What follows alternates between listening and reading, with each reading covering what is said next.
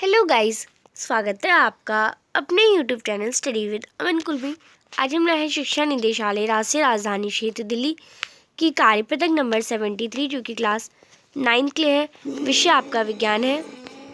Date है जिसकी 20 जनवरी 2022। आप अपना नाम और अपने कक्षाध्यापक का नाम लिखेंगे। हम बीमार क्यों होते हैं, हम अपना चैप्टर कंटिन्यू करेंगे जिसमें हम विभिन्न प्रकार के रोग आज की वर्कशीट में पढ़ेंगे। तो ज्ञान कहता है मेरे मित्र ने टीवी यानी होने उसे टीवी हो गया था, तपेदिक हो गया था। होने पर विद्यालय से 3 महीने की छुट्टी ली थी। पर हम लोग तो बीमार होने पर कुछ ही दिन में ठीक हो जाते हैं, तो उसने 3 महीने की क्यों ली?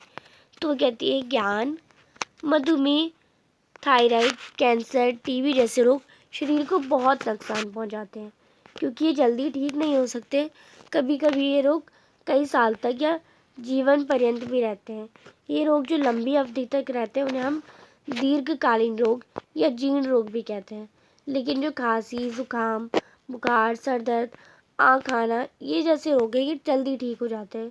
ये रोग जो कम अवधि में ठीक हो जाते हैं इसे हम तीव्र रोग कहलाते हैं।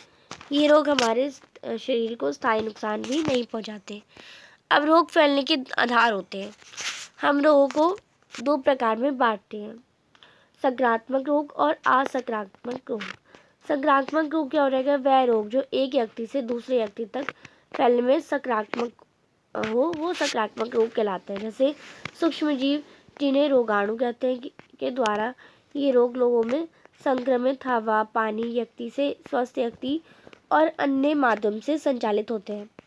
इन्हें हम संचारित रोग भी कहते हैं।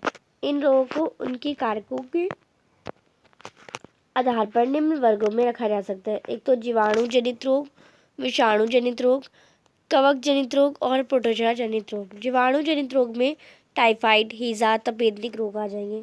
और स्टेफोलोकोकस जीवाणु मुहासों का कारक सूक्ष्म जीव है।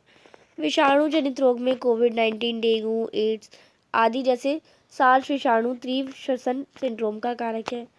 कवक जनित रोग में कुछ प्रकार के कवकों से त्वचा संबंधित रोग और त्वचा संक्रमण हो सकता है।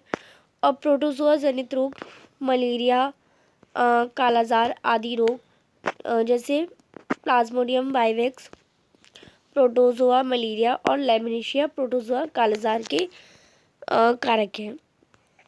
अब असंक्रामक रोग क्या होता है? वह रोग जो व्यक्ति से दूसरे व्यक्ति तक नहीं फैलते, जैसे उच्च रक्तचाप, मधुमेह, कैंसर, मोतियाबिंद आदि। ये सारे असंचारित रोग कहलाते हैं क्योंकि ये एक दूसरे से नहीं फैलते। ये रोग अस्वस्थ जीवन शैली जैसे किसी आंतरिक अंग या ग्रंथि के सही से कार्य नहीं करने पर, अल्प पोषण, उम्र बढ़ना व अन्य ऐसे कारणों से हो सकते हैं। जब भी हम किसी रोग से ग्रस्त होते हैं हमारा शरीर रोग की प्रतिक्रिया उसके लक्षणों के रूप में कराता है।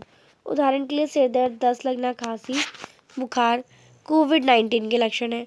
गले में सूजन घेगा बीमारी के लक्षण है। जो भी अंग रोग से प्रभावित होता है उसके ऊतक खराब करने कार्य करने लगते हैं जिन्हें रोग के चिन्ह प्रकट होते हैं।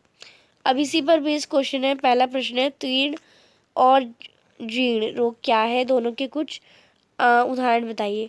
तो तीव्र रोग वह रोग है जो किसी व्यक्ति को थोड़े समय के लिए प्रभावित करते हैं। उदाहरण के लिए टाइफाइड, सर्दी, खांसी आदि। पुराने रोग में वह रोग जो लंबे समय तक बने रहे।